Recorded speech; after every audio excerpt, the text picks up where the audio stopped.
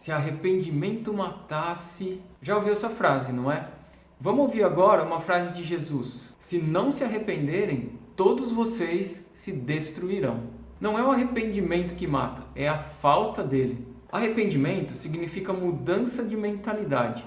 E essa frase Jesus disse quando chegaram para ele falando de pessoas que tinham sido mortas. Além de dar essa resposta, Jesus ainda falou a mesma coisa sobre outro caso.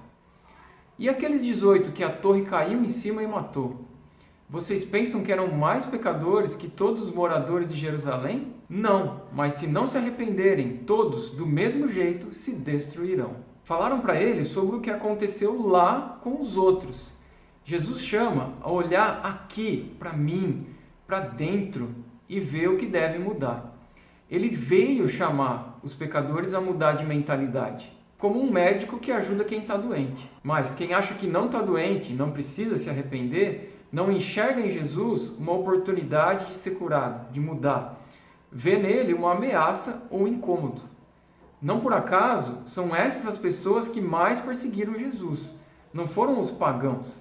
E continua assim hoje. Claro que hoje, se você perguntar para uma pessoa assim sobre Jesus, ela vai dizer, é Senhor, é Salvador. Mas, na prática, se o que Jesus fala é diferente do que essa pessoa vive, ela se opõe a Jesus.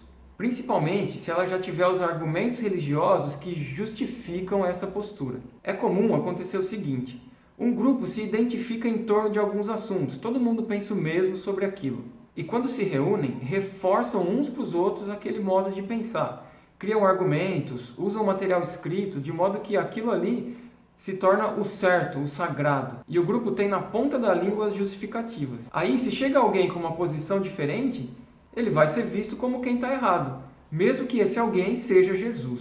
Daí a importância de se perguntar, quão disposto você está em se arrepender?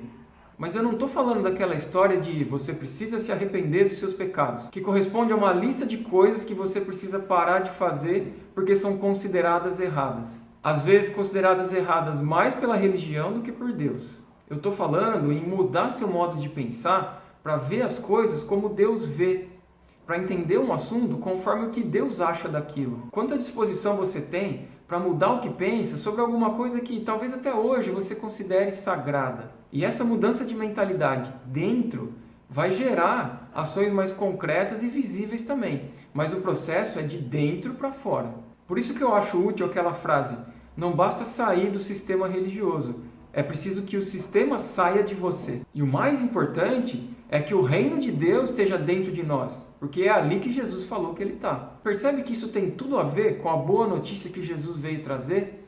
Mudem de mentalidade que o reino de Deus está perto. Você muda para ser governado por Deus. E isso não é pontual, é contínuo. Você vai mudando mais e vai sendo mais reinado por Deus. Aqui cabe lembrar aquela frase de Jesus para quem estava reclamando dele comer com os pecadores. Vai ter mais alegria no céu por um pecador que se arrepende do que por 99 justos que não precisam de arrependimento.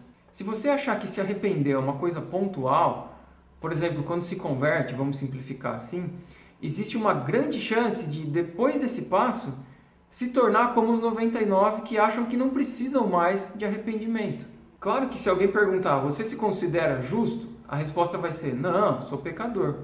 Mas na prática, a história é outra. Quando chega uma chamada para o arrependimento, para mudar uma coisa que você não quer, ela é muito mais vista como um desentendimento pessoal ou uma ofensa do que como uma oportunidade de mudar para ser mais governado por Deus. E isso me parece acontecer com frequência, porque é comum ouvir falar de alegria no céu quando alguém se converte, mas depois disso é muito mais comum ouvir argumentos para justificar que não precisa se arrepender. Então a gente fecha lembrando o seguinte, o processo de arrependimento, mesmo que não for agradável, acompanha a boa notícia de ser reinado por Deus.